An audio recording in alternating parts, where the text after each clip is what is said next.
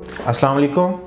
मेरा नाम डॉक्टर कुर्बान हुसैन है और मैं हालिया दिनों में as a consultant physician Jinnah hospital में काम करता हूँ।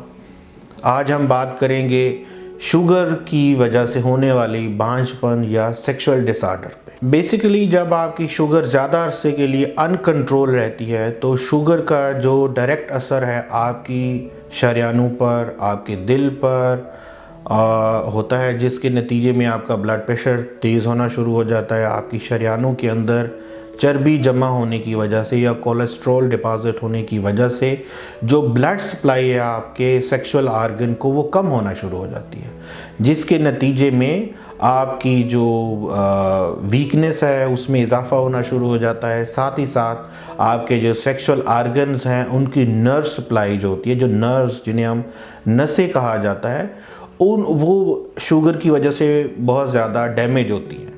इसकी मैं एक मिसाल दे दूं कि हम नॉर्मली तौर पर कहते हैं कि जी शुगर वाले मरीज़ को अपने मुंह से ज़्यादा पाँव की हिफाजत करनी चाहिए। क्यों करनी चाहिए? क्योंकि पाँव की जो नसें हैं वो शुगर की वजह से मुतासर हो रहती हैं। जिस तरह पाँव की नसें मुतासर हो रहती हैं जिन्हें हम नर्व्स कहते हैं, इसी तरह आपके जो सेक्सुअल आर्गन पीनस होता है वो भी इफ़ेक्ट हो रहा होता है और उसके नतीजे में आपकी जो इरेक्शन है या जो आपका सेटिस्फेक्शन लेवल है वो पूरा नहीं हो सकता। शुरू में डायबिटीज़ क्योंकि हमेशा एसोसिएटेड होती है ओबेसिटी के साथ, आपका वज़न बहुत ज़्यादा होता है, पेट में चर्बी ज़्यादा होने की वजह से, आपकी वेस्ट ज़्यादा होने की वजह से और आपकी डायबिटीज़ अनकंट्रोल होने की वजह से आपको सेक्सुअल डिज़ायर कम होना शुरू हो जाती है। Like you don't feel desire for the sex और उसके नतीजे में आपकी जो स्ट्रेंथनिंग है, आपकी पावर है, आपकी जो बाकी सेक्सुअल एक्टिविटी है वो मुतासर होती है। कंट्रोल इंतहाई आसान है। अगर जैसे मैंने अपने पिछले लेक्चर में बताया था कि आपको अपनी शुगर, एक्सरसाइज और वेट कंट्रोल करना चाहिए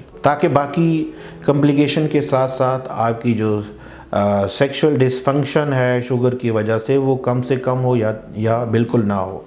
उसके साथ आपके जो रिस्क फैक्टर हैं, लाइक अगर आप ओबीज़ हैं तो आप अपना वज़न कम करें, अपनी पेट की जो चर्बी है उसको कम से कम करें, वज़न भी कम करें। अगर आप अल्कोहल लेते हैं, शराब नोशी करते हैं तो वो तर्क कर दें। अपनी रूटीन में एक्सरसाइज करें, उससे ड्रामेटिक इफ़ेक्ट आएंगे। उससे आपकी शरीयानों के अंदर खून का जो बहाव है वो ठीक होगा। अगर आपको शुगर की वजह से कोलेस्ट्रॉल ज़्यादा है तो उसको आप कोलेस्ट्रॉल के लिए दवाई लें और शुगर कंट्रोल करें। साथ में अगर आप स्मोक करते हैं, यू शुड क्विट स्मोकिंग। इन सारी चीज़ों पे कंट्रोल करने से आपके जो शुगर की वजह से जो आपके सेक्सुअल आर्गन पे होने वाले इफ़ेक्ट्स हैं उनसे यकीनी तौर पर बचा जा सकता है और एक नॉर्मल लाइफ गुजारी जा सकती है।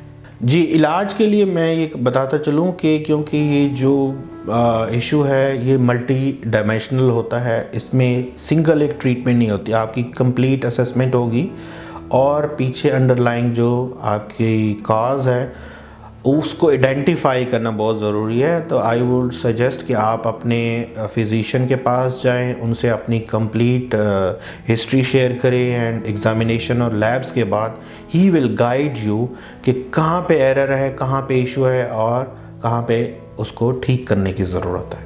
इसी के साथ ही मैं इजाज़त चाहूँगा। Thank you so much.